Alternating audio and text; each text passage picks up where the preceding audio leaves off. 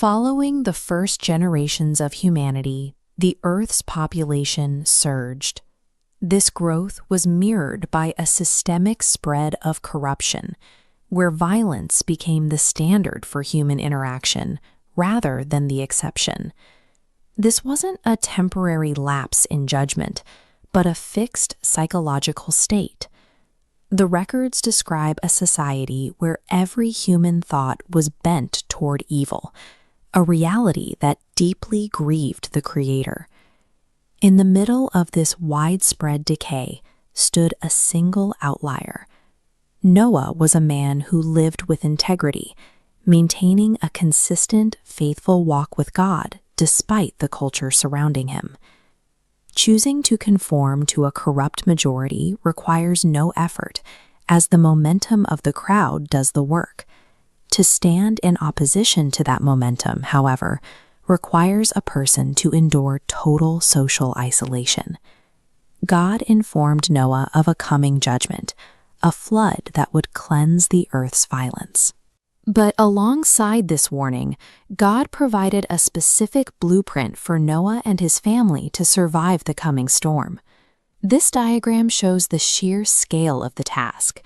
Noah was told to construct a vessel of these massive proportions, scaling up next to a tiny human figure, far from any ocean, for rain never seen before. The command placed Noah at a crossroads.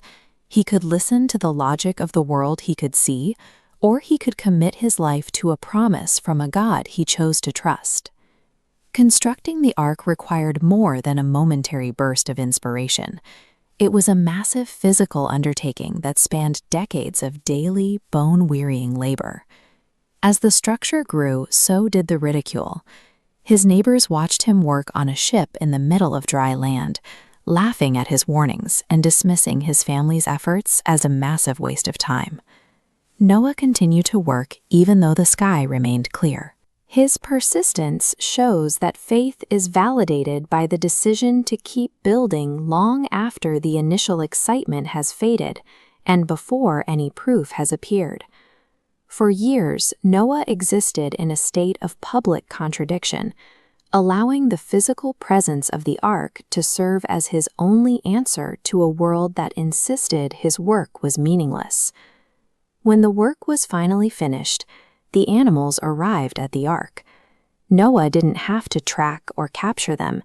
They came to the vessel because God had directed them to the one place of safety.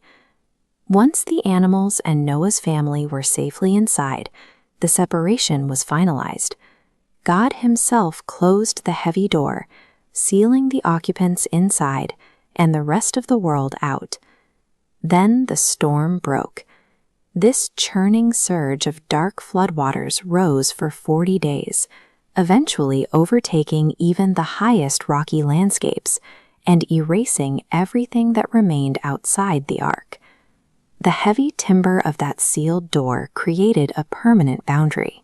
It stood as a barrier between the judgment unfolding in the waves and the mercy preserved within the wooden walls. The rain eventually stopped, but the ordeal was far from over. Noah and his family were left floating on a world of water, suspended in a long, quiet period of uncertainty. Noah began a systematic search for land.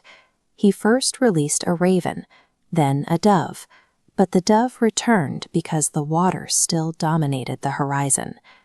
They were safe from the flood, but they were still confined to the ark, waiting for a signal that the world was habitable again. Trusting God during a violent storm is a matter of survival, but trusting Him during months of silence and stagnant waiting requires a much deeper level of patience. The turning point finally arrived when the dove returned with a fresh olive leaf. This small piece of greenery was the first physical evidence that life was beginning to return to the earth. When the ground was finally firm, God directed them to leave the vessel. Noah, his family, and every animal stepped out into a world that had been completely reset.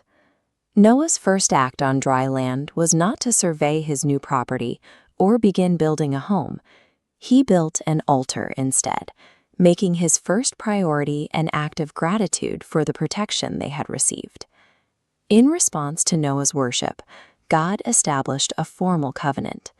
He promised that despite the failures of humanity, he would never again destroy the entire earth with a flood.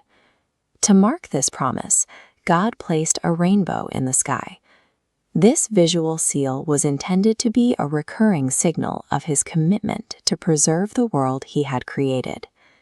By placing this arc of color against the receding clouds, God shifted the focus from the destruction of the past to a future guaranteed by his word. Noah's survival was the direct result of acting on a promise before he ever saw the evidence. His story suggests that faith isn't a reaction to calm waters, but the decision to keep building while the sky is still clear.